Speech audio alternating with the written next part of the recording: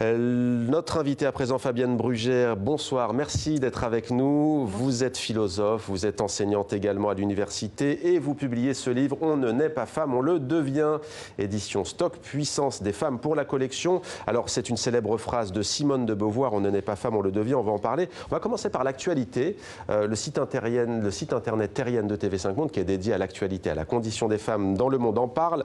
Il y aura une grève en Suisse le 14 juin. Les femmes veulent, en tout cas certaines femmes veulent, qu'on octroie un salaire aux femmes au foyer. C'est une question qui divise le mouvement féministe, qui divise y compris à gauche et à droite, loin des clivages politiques habituels. Quel est votre avis à ce sujet ?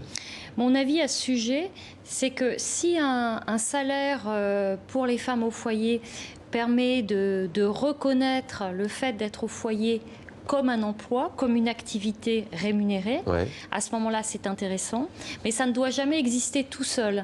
C'est-à-dire que s'il y a un salaire pour les femmes au foyer, il doit y avoir aussi ce fameux congé parental paritaire prévu par l'Europe pour être financé par les différents pays d'Europe. Donc oui, sans doute la possibilité d'un salaire pour les mères au foyer d'un côté, mais surtout la possibilité aussi d'un salaire parental paritaire entre les hommes et les femmes, entre les pères et les mères, entre les parents. Il faut qu'il y ait les deux.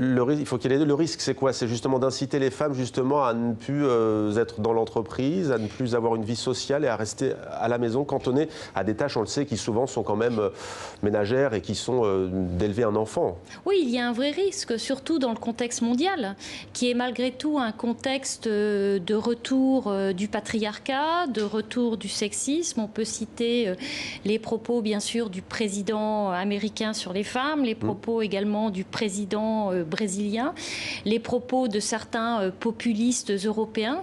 Donc il y a évidemment des risques. Donc ces mesures sont à prendre toujours en contexte. Et voir d'où elles viennent, bien entendu. Là, en l'occurrence, en Suisse, ce sont des féministes. Alors vous publiez votre livre alors que la parole des femmes s'est libérée avec le mouvement MeToo. Ce n'était pas le premier événement qui a marqué le monde féministe. Il y a bien entendu des décennies de lutte. Quelles questions avez-vous voulu poser avec ce livre? Est-ce que c'est au fond, que veut dire aujourd'hui être une jeune fille, une jeune femme, une femme dans la force de l'âge, c'est ça? Oui, alors l'idée, c'est précisément de faire parler ma voix en tant que femme, philosophe, universitaire, mais de faire aussi entendre les voix des autres femmes, et pas seulement en France, pas seulement en Europe, mais dans le monde, et de poser finalement les différences dans les situations des femmes dans le monde, parce que entre une femme française et puis une femme indienne, chinoise ou issue d'Arabie Saoudite, ce ne sont pas les mêmes destins, mais ils se construisent dans tous les cas de figure. Et donc l'idée, c'est aussi de penser une forme d'universel, à savoir que partout, on essaie de construire les existences des femmes. Alors vous citez notamment Balzac, célèbre écrivain. La femme de 30 ans aujourd'hui n'est plus celle décrite par Balzac. Je ne vais pas lire tout le chapitre qu'il en faisait, mais pourquoi cet âge est charnière à l'époque pour Balzac ou autre? C'est que jusqu'à cet âge-là, elle est au fond décrite comme une jeune fille aux joues roses et... C'est-à-dire que les 30 ans pour Balzac, ce sont les 50 ans aujourd'hui. Ouais. Ce qu'explique Balzac, c'est qu'à 30 ans au 19e siècle, la femme, en quelque sorte, a perdu sa jeunesse, elle s'est mariée, ou alors elle est ouvrière, ou alors elle est prostituée. Il y a plusieurs cas de figure.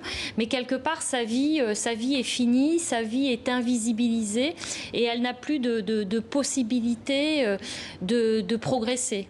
La difficulté, quand on voulait aussi, c'est de se libérer de cette condition, de ces traditions, et en même temps de peut-être ne pas tomber dans le piège du néolibéralisme total, au fond, qui n'épargne ni homme ni femme.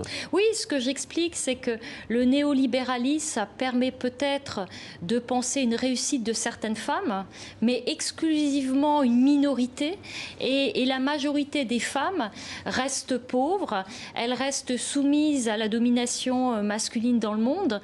Donc précisément, aujourd'hui, il faut penser à un féminisme qui permette de réunir réunir les femmes, de construire de la solidarité. Et le féminisme et la révolution des femmes au XXIe siècle se fera dans ce sens-là. Ouais, je citais Simone de Beauvoir, vous reprenez donc sa fameuse phrase. Il y a aussi Françoise Giroud qui, on le sait, disait « La femme serait vraiment l'égale de l'homme le jour où, à un poste important, on désignerait une femme incompétente ». Un livre à lire donc si l'on veut en savoir plus donc sur les luttes du féminisme. Merci à vous d'être venu sur notre plateau, Fabienne Brugère.